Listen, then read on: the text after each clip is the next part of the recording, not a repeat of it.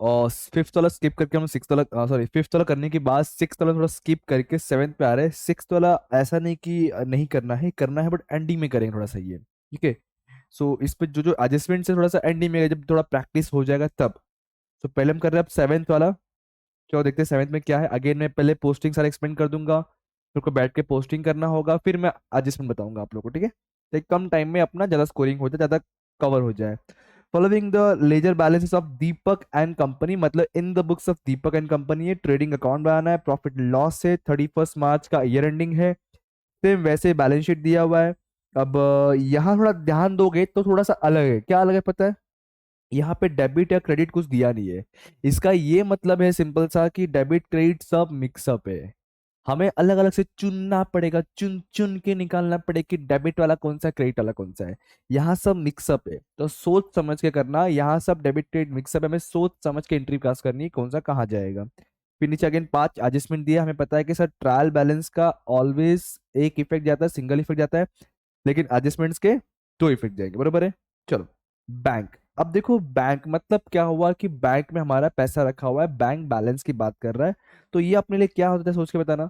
Sir ये अपने लिए असेट्स होता है। हमने इतने सारे क्वेश्चंस के तो एटलीस्ट इतना तो पता होना चाहिए।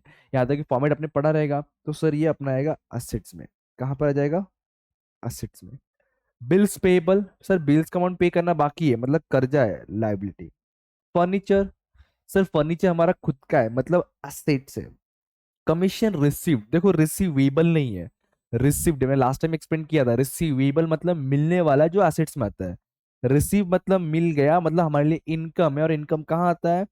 प्रॉफिट एंड लॉस के क्रेडिट साइड। एक्सपेंस होता है प्रॉफिट लॉस के डेबिट में आएगा, इनकम रहेगा तो प्रॉफिट लॉस क्रेडिट में आएगा। स्टॉक, ये कौन सा स्टॉक है? स्टॉक क्वेश्चन में दो टाइप का होता है, एक होता है ओपनिंग स्टॉक, एक होता है क्लोजिंग स्टॉक। ये कौन स्टॉक है?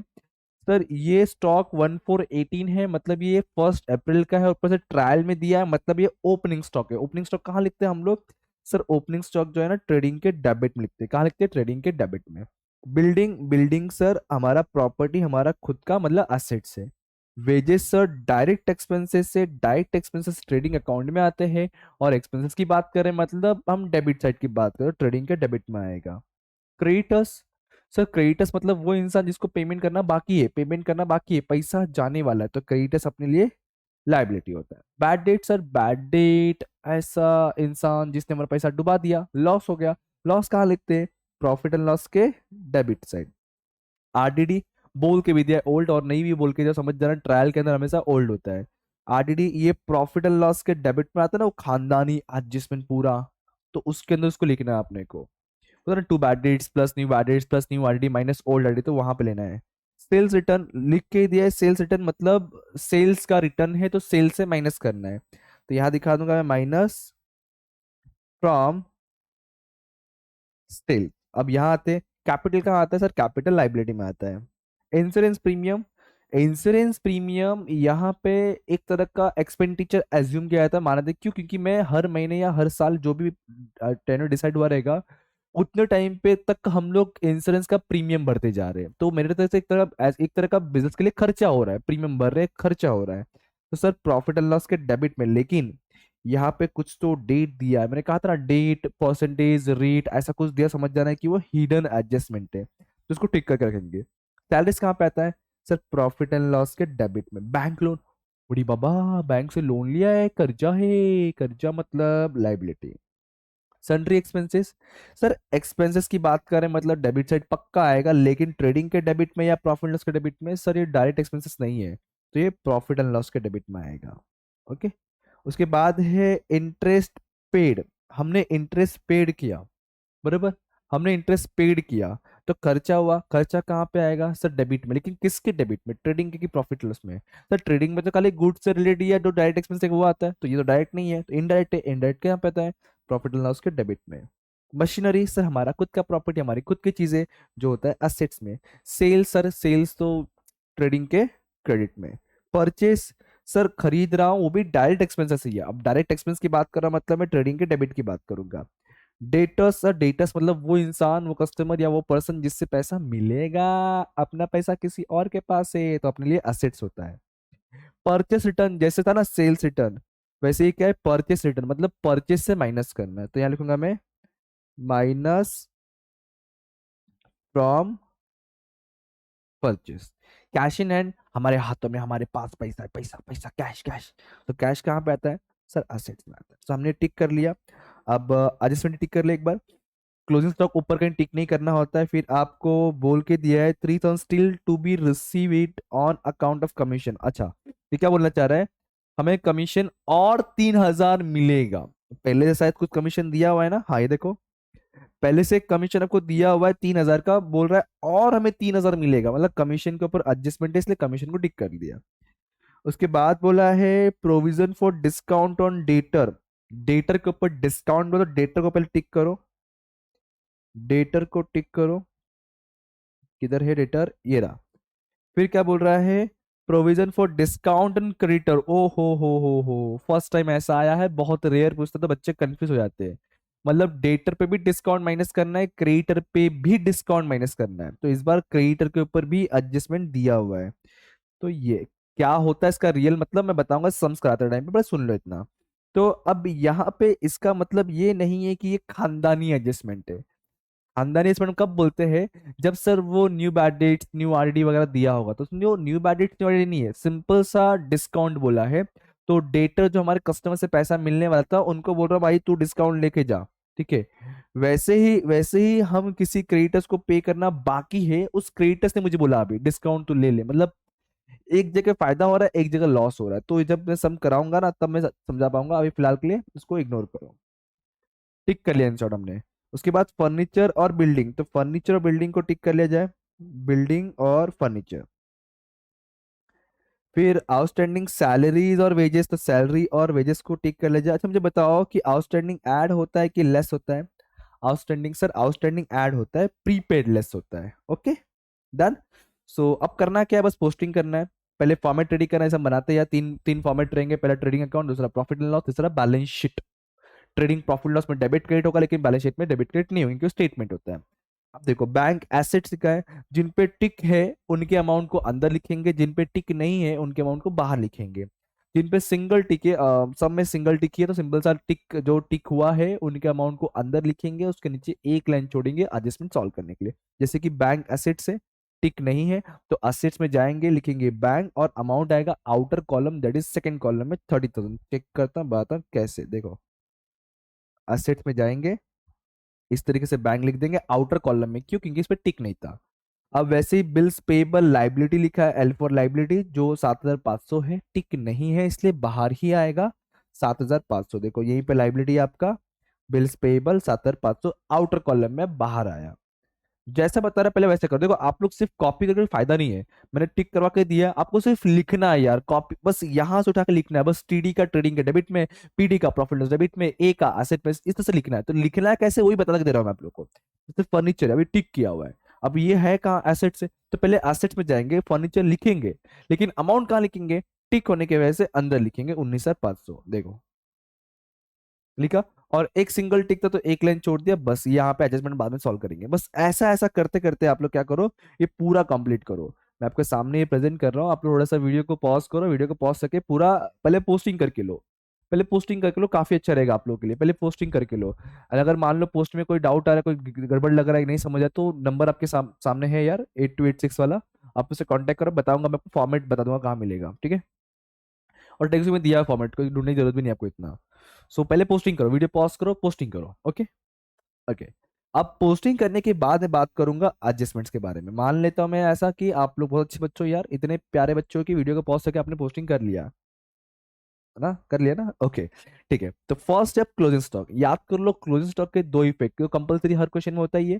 तो first effect trading account credit side, दूसरा effect balance sheet asset side. तो चलते हैं ट्रेडिंग अकाउंट क्रेडिट साइड में, पहले तो trading account credit side.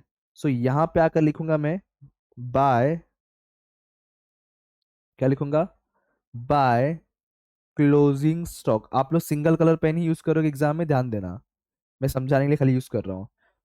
Closing stock का अमाउंट सीधे आउटर लिखना होता है हमेशा। सेकंड इफेक्ट किधर आएगा सर? बैलेंस शीट के एसेट्स में। तो चलेंगे बैलेंस शीट के एसेट्स में, लिख देंगे यहाँ पे क्लोजिंग स्टॉक अमाउंट कहाँ पे? Outer column, let second column, 60,000 रुपए। क्लोजिंग स्टॉक के बाद क्या है? 3,000 रुपए और कमीशन मिलने वाला, मतलब एक तरह का ये आउटस्टैंडिंग कमीशन हुआ, मुझे कमीशन और मिलेगा, मिलेगा मिलेगा, कमीशन कमीशन मिलेगा, कमीशन, अरे पैसा आएगा, पैसा आएगा। है कि नहीं। तो कमीशन के पास चलेंगे और 3000 को ऐड करेंगे। कमीशन कहाँ लिखा हुआ होगा सर, प्रॉफिट एंड लॉस के क्रेडिट में हमारा रहेगा कमीशन। सो मैं इसको कर दूंगा ऐड। या तो इसको रिसीवेबल बोल सकते हैं या तो आप आउटस्टैंडिंग बोल सकते हैं। मैं आउटस्टैंडिंग वर्ड यूज करता हूँ, जब बाकी होता है तो आउटस्टैंडिंग वर्ड यूज करते हैं हम लोग। तो कितना आउटस्टैंडिंग बोला इसने, 3000। तो पहले का 3000 और अभी का 3000 कितना हो गया सर, 6000। Yes sir no. तो इसका मतलब क्या हुआ कि 3000 कमीशन और मिलेगा, मिला नहीं है। Every adjustment does two effect ना, ये हमने एक इफेक्ट किया। जरा सोचो सेकंड इफेक्ट कहाँ आना चाहिए सर। एक तो हमने लिख लिया कि मिलने वाला है बोल के, अब सेकंड लिखूंगा कि मुझे मिलने वाला मतलब मेरा पैसा है किसी और के पास से, तो मेरे लिए क्या हुआ, असेट्स की लायबिलिटी सर, असेट्स हुआ। तो सेकंड इफेक्ट इसका किधर आएगा, असेट्स में आएगा, आउटस्टैंडिंग कमीशन बोल के। तो यहीं पे आ जाएगा आपका सेकंड इफेक्ट, आउटस्टैंडिंग कमीशन या कमीशन रिसीवेबल भी आप लिख सकते हो। ओके। कितना मिलने वाला है, टोटल 6000 होगा, लेकिन 3 मिल चुका है, 3 और मिलेगा, तो यहाँ पे सिर्फ 3000 आएगा। ओके। चलो उसके बाद क्या है सर, वो discount on debtor, discount on creditor आ गया। तो एक एक को सॉल्व करें। पहले बोला कि डेटर पे डिस्काउंट, फिर बोला क्रेडिटर डिस्काउंट, लेकिन किसका कितना परसेंट, तो समझो यहाँ पे डिस्काउंट ऑन डेटर फर्स्ट दिया है, फिर बोला डिस्काउंट ऑन क्रेडिटर, फिर यहाँ पे पहला परसेंटेज 2% है, फिर 3% है, और लास्ट में वाला रिस्पेक्टिवली। उसका मतलब क्या होता है कि जो पहला है उसका पहला वाला परसेंटेज होगा इन शॉर्ट। तो डेटर्स का कितना परसेंट हुआ, 2%। क्रेडिटर से कितना परसेंट हुआ, 3%। की कभी कभी बच्चों को कंफ्यूजन होता है, इसे बता रहा हूँ डीपली आपको, कि जो फर्स्ट है उसका फर्स्ट परसेंटेज, तो डेटर्स का 2% है। तो क्या बोलना चाह रहा है कि डेटर्स से हमें टोटल मिलना 31,500 था, लेकिन हमने क्या किया, चल 2% डिस्काउंट दे रहे तेरे को। तो डिस्काउंट दे दिया मतलब उतना कम मिलेगा ना 2%। तो जितना कम मिलेगा उसको लेस कर देंगे। तो लेस हो जाएगा आपका डिस्काउंट। कितना परसेंटेज डिस्काउंट सर, 2%। 2% किस पे निकालेंगे, 31500 पे। तो 2% निकालने के लिए अगर 1% निकाल 315 आएगा, तो 2% 630 आना चाहिए। एक बार क्रॉस वेरीफाई कर लेना आप लोग। नहीं जमता तो ऐसे डायरेक्ट करने का, कैसा है, 31,500 यहाँ पे लिख दूं मैं, बोलो लिख दूं, 31,500। अरे अरे अरे अरे, डिंग डिंग डिंग डिंग डिंग डिंग डिंग डिंग, 31,500 मल्टीप्लाई 2/100 करने पे आपको आपका ये वाला अमाउंट मिल जाएगा। ठीक है, 630 रुपये। अब क्या करो, माइनस करो, कितना बचता चेक करो जरा। तो ये आएगा 70, ये आएगा 14। तो 7 8 9 10 11 12 13 14 8। ओके। और ये 30,870 आएगा। यहाँ पे चेक कर लीजिएगा आप लोग एक बार अपना, अपने हिसाब से चेक कर लीजिएगा कि डेटर का टोटल अमाउंट में से हमने क्या किया हुआ है, ये माइनस कर दिया। अब जरा सोचो कि हमने अपने डेटर्स को डिस्काउंट दे दिया। अरे यार, पहले इतना मिलने वाला था, अब इतना मिलेगा, मतलब इतना कम मिलेगा, तो प्रॉफिट हो कि लॉस एक तरह का आपको, सर कहीं ना कहीं एक तरह का देखा तो लॉस ही हो रहा है यार। और लॉस कहाँ लिखते हैं सर, प्रॉफिट लॉस डेबिट में। कहाँ लिखते हैं लॉस, प्रॉफिट लॉस डेबिट में। तो प्रॉफिट लॉस के डेबिट में चलेंगे और कितना लिखेंगे, कितना लॉस हुआ, 630 का। तो हम प्रॉफिट लॉस के डेबिट में चलेंगे, और यहाँ के लिखने वाले हम लोग, यहाँ लिखने वाले क्या लिखने वाले, टू डिस्काउंट ऑन डेटर्स। कितना लॉस हुआ है, 630 का, तो लिख देंगे 630 rupees. Is that clear. Okay. अब वैसे सेम डिस्काउंट क्रेडिटर का है, मतलब समझाता हूँ रुको। क्रेडिटर्स पे कितना परसेंट है, 3% है। तो पहले चलेंगे क्रेडिटर्स। क्रेडिटर्स कहाँ लिखा हुआ होता है सर, लाइबिलिटीज में। अब यहाँ पे अपने को लेस करना है डिस्काउंट, लेस डिस्काउंट। ये कितना परसेंट है, ये है 3%। 3% मतलब कैसे निकालना रहेगा सर, 37,500 मल्टीप्लाई 3/100 करके बताना फटाफट जरा मुझे। ये डबल जीरो कट कर दो, मल्टीप्लाई कर दो, 3 5 15, 3 7 21, 22, फिर 3 3 9, और 2 11, 1125 कुछ आ रहा है अपना। ठीक है, माइनस कर देंगे। माइनस करके कितना बचता चेक करो जरा, माइनस करो तो, करते रहो माइनस प्लस माइनस, वरना 12 में बहुत दिक्कत देगा। 10 में से 5 गया 5, 9 में से 2 गया 7, फिर 4 में से 1 गया 3, और 7 में से 1 गया 6, और ये 3, 36,375। अब इसका कॉन्सेप्ट समझो, इसका मतलब समझो अभी। इसका मतलब ये बनता है कि हम हमें 30 मतलब हम 37,500 पे करने वाले थे। अब कितना पे करेंगे, ओनली 36,375। बल्ले बल्ले, अरे अरे 1,125 कम पे करना पड़ेगा, समझ रहे हो।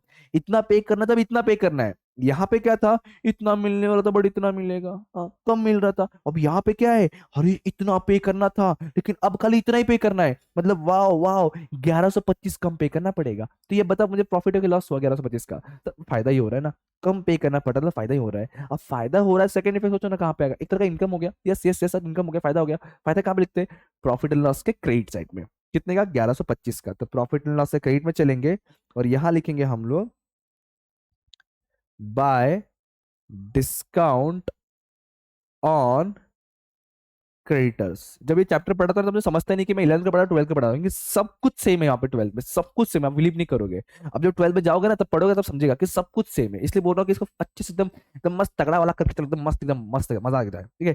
कितना कितना फायदा हुआ, कितना फायदा हुआ सर? फायदा हुआ है 1125 रुपये। तो यहाँ पे आ जाएगा 1125। डन।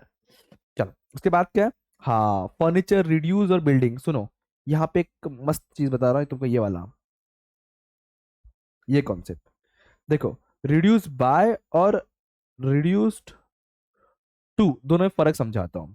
यहां लिखा है रिड्यूस बाय 4500, और अगर लिखा होता है रिड्यूस टू 4500, मतलब ना ये क्या बोलना चाह रहा है कि 4500 का डेप्रिसिएशन है, सीधे सीधे बोल रहा हूं मैं। रिड्यूस बाय 4500, 4500 का डेप्रिसिएशन है। और ये क्या बोलना चाह रहा है, 4500 तक का नया अमाउंट है, मतलब नया अमाउंट 4500 है। अब चेक करो ओल्ड अमाउंट कितना है और 4500 भी नया अमाउंट है, तो बीच का जो डिफरेंस होगा ना वो आपका डेप्रिसिएशन अमाउंट। और रिपीट करता हूँ क्या बोला मैं, ये आपका डेप्रिसिएशन अमाउंट है, निकाल के दिया है। अगर ऐसा दे दिया मतलब ये है कि ये आपको न्यू वाला वैल्यू दिया है। अब करना क्या, आपको ओल्ड वैल्यू को इस वैल्यू से कंपेयर करना है, जो डिफरेंस रहेगा वो डेप्रिसिएशन। बट ऐसा आपको है नहीं तो इसको मैं इग्नोर करता हूँ, हटाता हूँ, फिर कंफ्यूजन नहीं पैदा करता, सीधे सीधे बोलता हूँ। यहाँ क्या लिखा है, रिड्यूस बाय 4500। तो this is your reduction value amount, that is depreciation amount, जो आपको बता के दिया है, परसेंटेज नहीं दिया है। सीधे सीधे बोला कि फर्नीचर का 4500 रुपए डेप्रिसिएशन अमाउंट है। बिल्डिंग का परसेंटेज दिया है, बिल्डिंग का निकालना पड़ेगा। सिंपल सा, दोनों भी डेप्रिसिएशन है यार। और डेप्रिसिएट क्या होता है सर, असेट से माइनस होता है। तो चलेंगे असेट्स के पास, असेट्स के पास जाएंगे, बोलेंगे ए असेट्स, असेट्स तेरे असेट में से जो फर्नीचर है ना उसमें से जो है ना तो लेस हो जाएगा डेप्रिसिएशन, डेप्रिसिएशन। और डेप्रिसिएशन का परसेंटेज नहीं दिया है, सीधे अमाउंट निकाल के दिया है कि 4500 डेप्रिशिएट हो जाएगा। यस सर नो, देखो ये वाला फर्नीचर का। तो जब मैं 4.5 से माइनस करता हूँ तो ये कितना बच जाएगा sir, 1,50,000। Sorry sorry sorry sorry, क्या बोल रहा हूँ मैं भी रे, ये 000 और ये 5, दैट इज 15,000। ओके, देखो ना, डिंग डिंग डिंग डिंग डिंग डिंग डिंग डिंग, ओके 15,000। अभी सर 4500 का वैल्यू कम हो गया, लॉस हो गया। लॉस कहाँ पे आता है, प्रॉफिट एंड लॉस के डेबिट में। तो प्रॉफिट लॉस डेबिट में चलेंगे और यहां हम लिखेंगे टू डेप्रिसिएशन ऑन, हम दो चीज पे डेप्रिसिएशन तो कॉमन लिखते हैं साथ में। एक फर्नीचर का है जो अमाउंट दे के रखा है पहले से क्वेश्चन में 4500 का, सेम वैसे एक और डेप्रिसिएट चार्ज करना है बिल्डिंग का। इस बार अमाउंट नहीं दिया है, परसेंटेज दिया है, कॉन्सेप्ट सेम फॉलो करना है आपको। तो चलूंगा बिल्डिंग के पास और बिल्डिंग को बोलूंगा ए बिल्डिंग बिल्डिंग चल चल, तू भी माइनस हो जा, लेस हो जा, तू भी डेप्रिशिएट हो गया है। तो लेस डेप्रिशिएट, लेकिन ये अमाउंट नहीं दिया है, परसेंटेज दिया है। कितना परसेंट है, आई थिंक सो 10% है। यस। तो 37,500 का 10% कितना आ जाएगा, 3750। क्या, 3750, एक जीरो गायब करना होता है, सिंपल सा। माइनस कर दो, नहीं आता पता नहीं कैसे करने का वो। 30 ये मल्टीप्लाई 10/100 कर दोगे तो मिल जाएगा आपका आंसर का 3750। माइनस करो कितना बचता है सर, 0,5,7,3,3। यस सर नो, बरोबर है। कैसा है, समझा क्या मूर्खो? ये देखो, ये 10 में से 5 गया 5, यहाँ बचा 4, यहाँ से शिफ्ट क्या हुआ 14, 14 में 7 गया 7, फिर 6 में 3 गया 3, और 3 का 3 स्वाहा।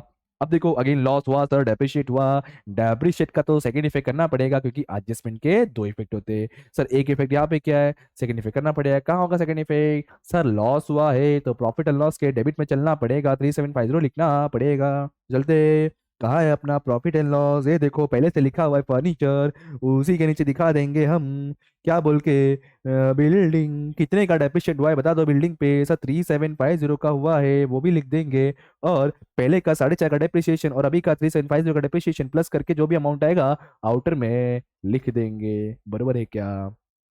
समझा क्या बोला मैंने? पहले से दिख रहा है ना, यहाँ पे एक अमाउंट डेप्रिशिएट था और अभी भी डेप्रिशिएट आया 3750। आप दोनों प्लस कर देंगे, 347788 250। चेक कर लीजिएगा। देखो, डिंग डिंग डिंग, डिंग डिंग डिंग, ये डिंग डिंग डिंग डिंग डिंग, ठीक है। ओके, क्लियर है? आगे बढ़े। तो हमने डेप्रिसिएट वाला पार्ट भी खत्म कर लिया, अब बारी है आउटस्टैंडिंग। अच्छा, आउटस्टैंडिंग ऐड होता है कि लेस होता है, बताना जरा मुझे। सर आउटस्टैंडिंग ऑलवेज ऐड होता है, प्रीपेड लेस होता है। तो सैलरीज और वेजेस के साथ में उसके रिस्पेक्टिव अमाउंट को ऐड करेंगे, फर्स्ट थिंग। सेकेंड इफेक्ट कहाँ पे है, सोचो बताना मुझे। आउटस्टैंडिंग एक्सपेंस का सेकेंड इफेक्ट किधर आएगा? सर ये पे करना बाकी है, पे करना बाकी है, कर्जा हुआ, लाइबिलिटी हुआ। लाइबिलिटी कहाँ लिखता है? लाइबिलिटी लाइबिलिटी में लिखेगा ना यार। तो चलो फर्स्ट इफेक्ट क्या करेंगे, सैलरी के साथ में इतना ऐड करेंगे और वेजेस के साथ में इतना ऐड कर देंगे। तो 4500 है, वेजेस का 1500 है। तो ला वेज पे एडजस्टमेंट तो मैंने बाहर लिख दिया, गड़बड़ कर दिया, कोई दिक्कत नहीं, रफ करता हूँ बाहर लिख, तो आप लोग रफ नहीं करते, बस ऐसा कट कर देने का, ठीक है। कचरा नहीं करने का, ध्यान रखने का। वेजेस का 1500 आउटस्टैंडिंग है, एड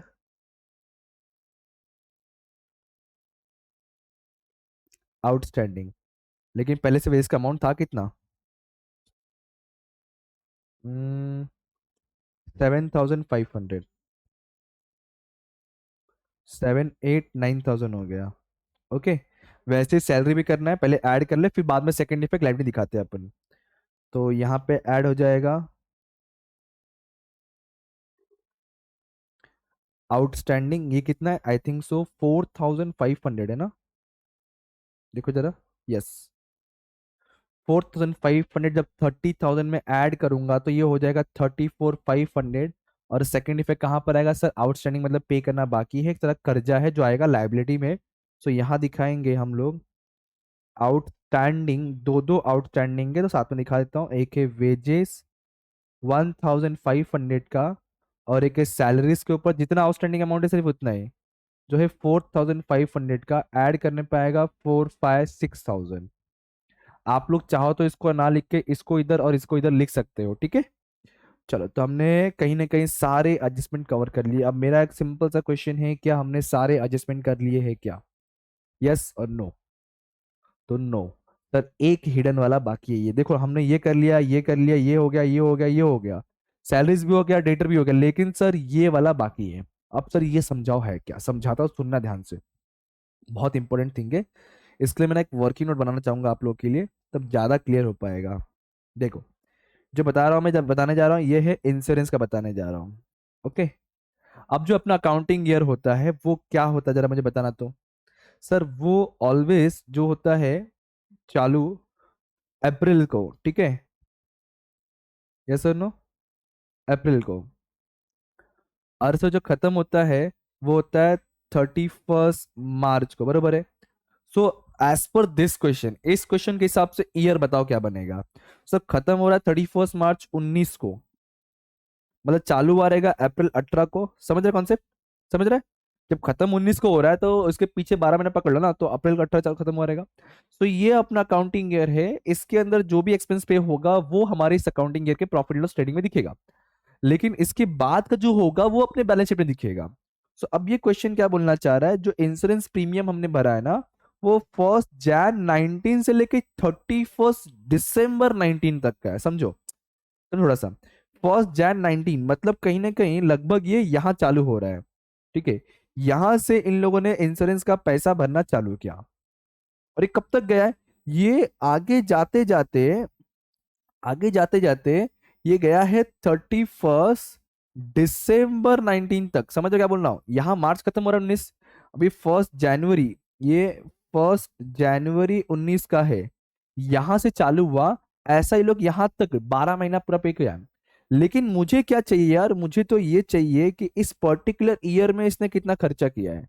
तो इसमें से अगर देखा जाए तो ये स्टार्टिंग से इंश्योरेंस नहीं भरा है, इस पर्टिकुलर ईयर में सिर्फ इतने ही महीने इंश्योरेंस यूज हुआ है। कितने महीने आ रहा है ये? 3 मंथ। तो 3 मंथ्स का इस करेंट ईयर का है, और जो एक्स्ट्रा पे किया है, एक्स्ट्रा कितने मंथ का पे किया रहेगा, ये वाला पीरियड, मतलब कितने मंथ आ गया, 9 मंथ। Is that clear? क्या बोलना चाहो, रिपीट करता हूँ क्या बोला मैंने। पूरा 12 महीने का पे किया है, लेकिन मुझे जानना है कि सिर्फ इस पर्टिकुलर ईयर के लिए कितना पे किया है। इस पर्टिकुलर ईयर के लिए सिर्फ 3 महीने के लिए पे किया है, जनवरी फरवरी मार्च, क्योंकि जनवरी का चालू हुआ, खत्म होता अकाउंटिंग मार्च में, तो सिर्फ 3 महीने का इस साल का बनता है। और जो अब 12 महीने पेमेंट किया है, 12 में से अगर 3 महीने का इस साल का, तो एक्स्ट्रा कितना हुआ, 9 मंथ का ना, यस और नो? तो जो एक्स्ट्रा हुआ, इसी को हम क्या बोलते हैं, उसको बोलते हैं प्रीपेड। क्या बोलते हैं? प्रीपेड, हाँ कि नहीं? बराबर ना, समझ क्या बोलना चाह रहा हूँ? 12 महीने पेमेंट किया, जिसमें 3 महीना इस साल का होगा, तो एक्स्ट्रा कितना हुआ, 9 महीना, तो 9 महीने बोलते हैं प्रीपेड। तो अब हमें निकालना कैसे और क्या करना है। इंश्योरेंस का टोटल अमाउंट कितना दिया आपको, 18,000। सुनो, 18,000 आपको अमाउंट दिया हुआ है, ये कितने महीने का है?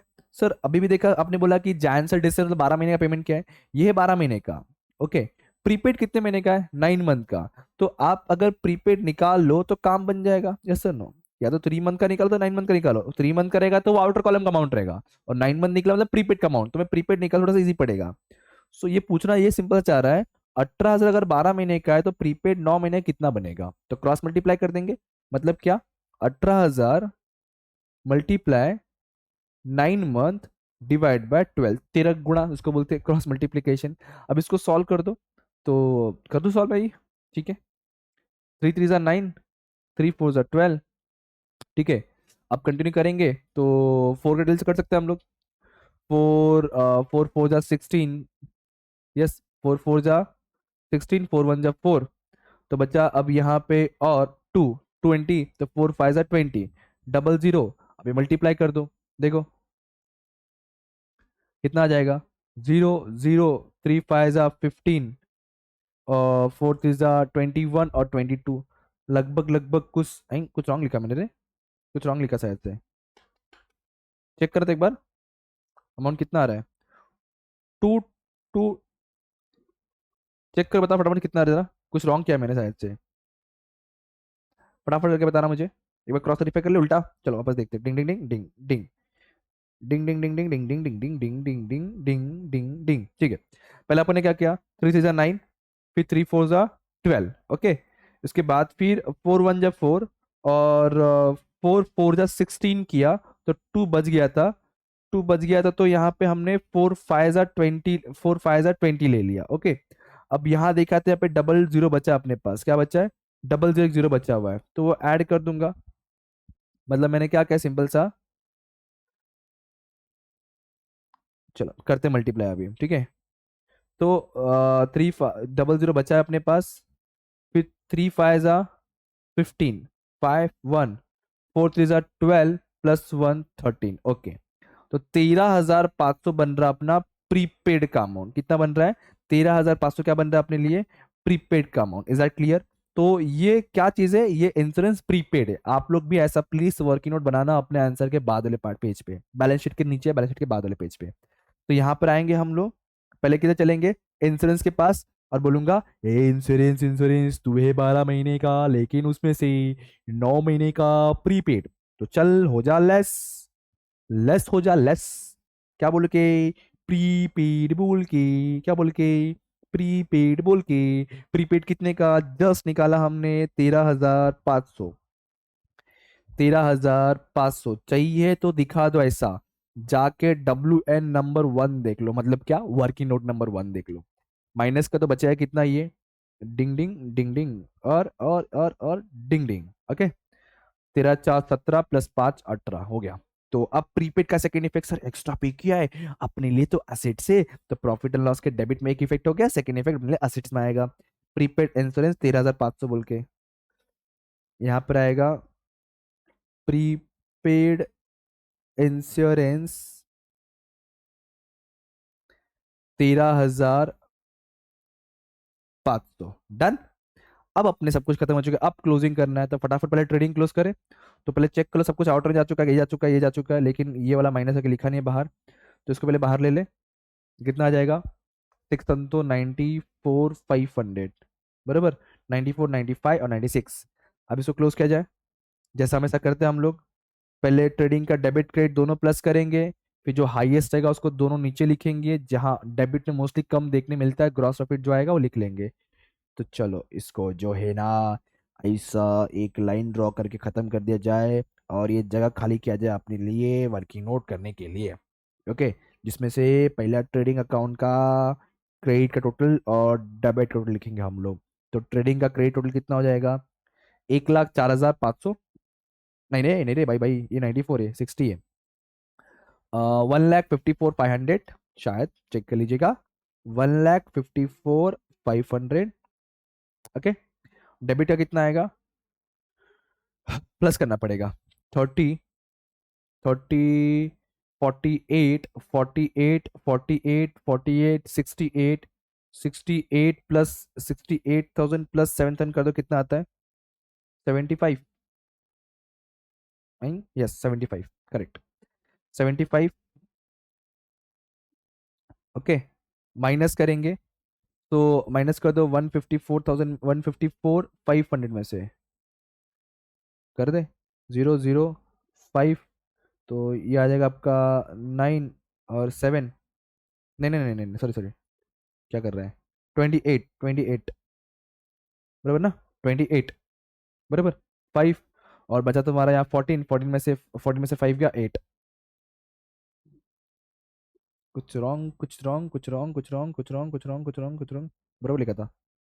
79, 79,500, ठीक है।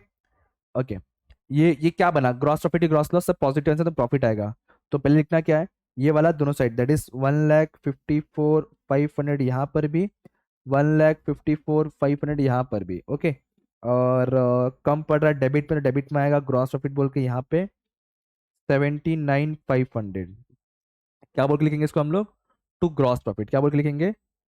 अरे अरे अरे अरे, बुरा मान जा रहा है ये तो रे। To gross profit carried down. अब इसको ताथैया ताथैया खेलेंगे, डेबिट का transfer to profit loss credit में 79,500 यहाँ पे 79,500। अब आपके लिए मैं कुछ होमवर्क दे रहा, कुछ घर काम दे रहा हूँ। घर काम क्या होगा कि आपको अब नेट प्रॉफिट निकालना है और बैलेंस शीट का टैली अमाउंट निकालना है। अच्छा, उससे पहले मैं स्टफ ट्रांसफर करा के दे दूँ। इस बार new bad debts new bad नहीं था, तो ये सीधे सीधे बच गया आपका 1,500 रुपये। अब यहाँ पे और कुछ ट्रांसफर वाली चीजें नहीं है। अब सिंपल सा, जैसे हम जीपी निकाला वैसे एनपी निकालोगे। अगर एनपी आया तो कैपिटल के साथ में प्लस के बाहर लेके टैली करोगे, और एनएल आया, नेट लॉस आया, तो कैपिटल से माइनस करोगे, बाहर लोगे।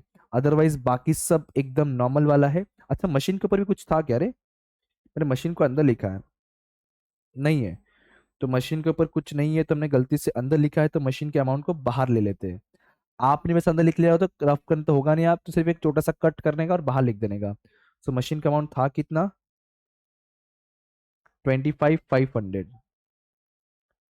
मैं आपको शो कर रहा हूँ पूरा आंसर, आप लोग खुद से अब प्रॉफिट एंड लॉस में सॉल्व करके नेट प्रॉफिट निकालना है और बैलेंस शीट टैली करना है। और करके मुझे आप लोग कमेंट करके बताओगे कि आपका एनपी कितना आया और आपका बैलेंस शीट टैली अमाउंट कितना आया, ठीक है।